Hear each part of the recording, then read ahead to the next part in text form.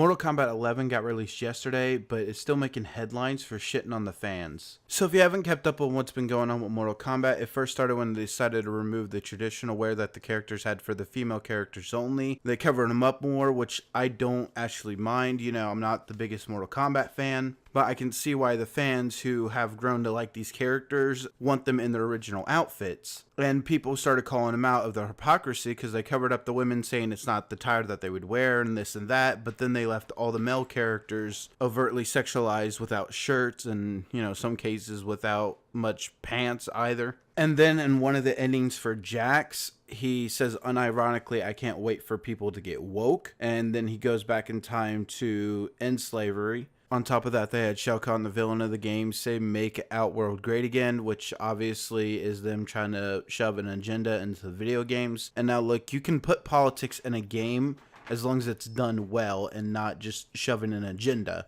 We've all had political jokes in games here and there. Some we've laughed at, some are like, not very funny. But they don't go about it a good way, and they make it even worse. What they did is, and this was what really sparked the controversy, anybody who criticized the woke ending had their videos flagged. We saw this with NewsStand, we saw this with Veto, we saw this with the Quartering. They each had their endings manually marked for copyright, which means they sought out these particular people who disagreed with them and struck down their whole video, not just a part, the 10-second clip under fair use that they used, but struck down the whole video to silence people who disagree with them. And if you're not a content creator or if you've never got a copyright strike, they're actually able to do a timestamp of when it is, and the creators can go in and remove that clip, or YouTube can do it themselves. So the video can remain up, but the copyrighted material is taken away. But what they did is they took down the whole video so nobody can see them getting criticized. Now these things caused both fans of these channels and fans of Mortal Kombat to start review bombing.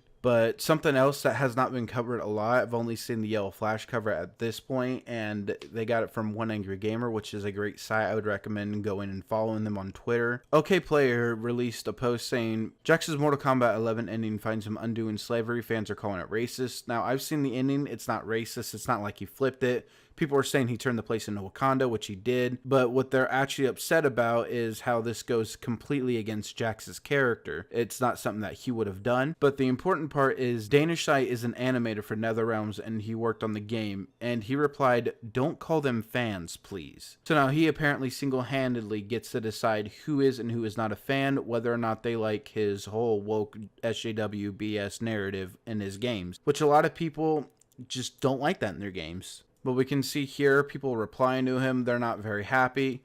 This guy, I think, made the best point. He says, I've been with the series since the first game. I own multiple copies of the 3D era games as well as NK vs. DC and Mortal Kombat 9, even the collector's edition, and I pre-ordered Mortal Kombat X, understand? You don't get to decide who is and isn't a fan, understand? Not after the money. Which this guy seems like a very loyal fan and everything. And we can see people thanking him, and then he mentions that he was blocked. He's already blocked me. Here's hoping someone at Netherrealms sits down and tells him to make sure his resume is up to date. Attacking the customers because they don't appreciate transforming a beloved character into a black supremacist isn't a great way to sell games. It's racist. I'm not sure he's a black supremacist. It doesn't seem like he goes and reverses it or anything. It seems like he just frees the slaves. But I can still see where people are coming at from this. You know, it does seem like it has that kind of implication, but it wasn't very straightforward. But to show you more of the mindset that this kind of guy has and what people at NetherRealm does, and this is why I believe that they won't actually talk to him about it. This person comments, any reason why Cage's get over here okay has been changed to middle finger seems odd. Which, you know, actually I think a middle finger is actually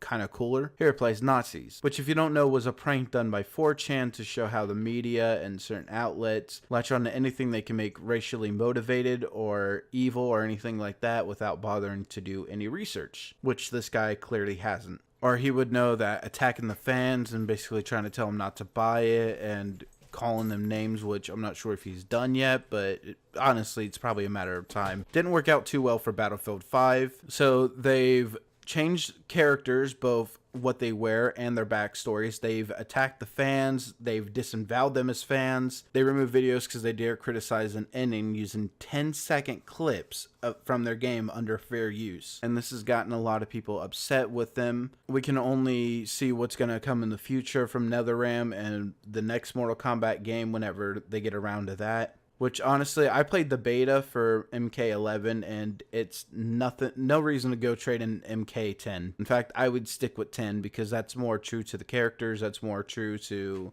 what Mortal Kombat was. Or you can wait a month and then it will drop down to $10. Now, on top of all this, fans are complaining about the microtransactions. Such things as buying Frost, which you can earn in story mode, but it doesn't tell you that you can earn it for free in story mode. The grinding takes way too much, so it'd be a lot better to just buy the stuff, which again shows that they didn't do research because that didn't work out for Battlefield 2. And there are many other microtransactions that the fans just aren't very pleased with. So tell me, are you guys still getting MK11? If you do, I understand. I know what it's like to be a fan of a game, even if they do stuff that you would rather not like Overwatch. They banned the OK symbol, and they've done a lot of stupid things, but I still love Overwatch. Or were you planning on getting MK11 and this turned you off? What was it specifically, or was it the whole thing? Or are you just not interested in the game to begin with? Go ahead and let me know in the comments. Maybe we can all have a little discussion down there. What do you guys think of these kind of videos? Obviously, this is a new format to the channel. I want to do more kind of news gaming stuff like this. So let me know in the comments if you guys like this. Let me know if I should continue doing this. As far as I know, I'm going to here and there a little bit and just see how it ends up doing on the channel. Maybe I'll end up doing more of it more often. Anyways, you guys know the routine. If you liked the video, leave a like, share, and if you enjoyed the content, subscribe to the channel and come on back for more.